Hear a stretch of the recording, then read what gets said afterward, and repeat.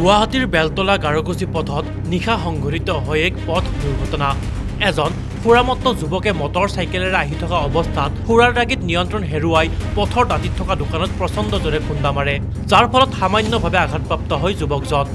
দুৰ্ঘটনাটো সংঘটিত হোৱাৰ কিছু সময় পিছতে স্থানীয় লোকে যুৱকজনক দুৰ্ঘটনা হোৱা উক্ত স্থানত আবদ্ধ কৰি ৰাখে যদিও যুৱকজনৰ অৱস্থা সুস্থিৰ হোৱাত যুৱকজনক ঘৰলৈ পঠিয়াই দিয়ে স্থানীয় ৰাইজে। মই নিজে খিৰিকীৰ পৰা দেখা পাইছোঁ কি শব্দ হৈছে। খিৰিকীৰ পৰা দেখা পালোঁ সি বাইক লৈ ইয়াতে পৰি আছে একেবাৰে চাটাৰৰ ওচৰত।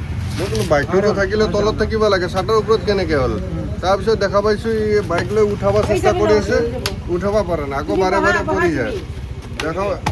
দৌৰ মাৰি দেখা পালোঁ টিকুৱতে আহিছে, দেখা পাইছোঁ চাটাৰটো মাৰি কিনে পূৰা বেকা কৰি দিছে। পূৰা ফুল নিচাত আছে, এই বেলেঞ্চ থিয় হ'ব পৰা নাই। 3বাৰ মান বাইক উঠাইছে, 3বাৰ বাইক উঠাইছে, বাইক উঠাবই পৰা নাই, নহ'লে পলাই গ'লে হতে। আমি ঘৰৰ পৰা তালা লওঁ, গেট খুলি কিনে আহি পাইছোঁ, তেতিয়ালৈ যাবই পৰা নাই। এইটো মোৰে ঘৰ, মই কোৱা নাই, এনেই টিভি চাইছিলোঁ, থাকোঁতে এটা জোৰছে চাউণ্ড শুনা পাইছোঁ।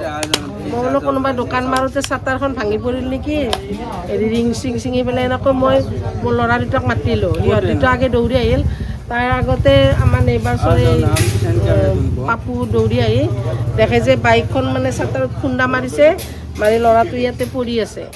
এতিয়া এই দোকানীটো চাটাৰখন অলপ হেৰি হৈছে, ভিতৰৰ মানে গ্লাছ চাছো ভাঙিছে নেকি সেইটো। তাৰপিছত শুনা পাইছোঁ ইয়াৰ কিবা লেবৰেটৰীত কাম কৰে।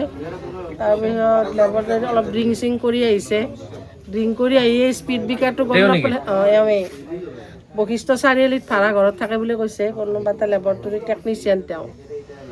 তাৰপিছত যেতিয়া সম্ভৱ স্পীড ব্ৰেকাৰটো দেখা নাছিলে, তাৰ পৰাই পূৰা চিটিকে আহিছে। আমি দেখা নাই দেই কিন্তু কেনেকৈ কি পৰিছে, কেৱল আমাৰ এই ল'ৰাটোৱে আহি তাৰমানে দেখে যে ইয়াতে পৰি আছে ল'ৰাজন।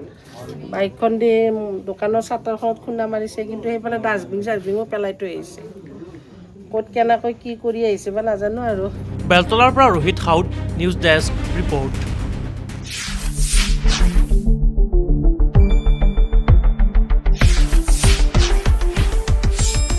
শুদ্ধ আৰু বিস্তৃত বাতৰিৰ বাবে চাই থাকক নিউজ ডেস্ক ৰিপৰ্ট।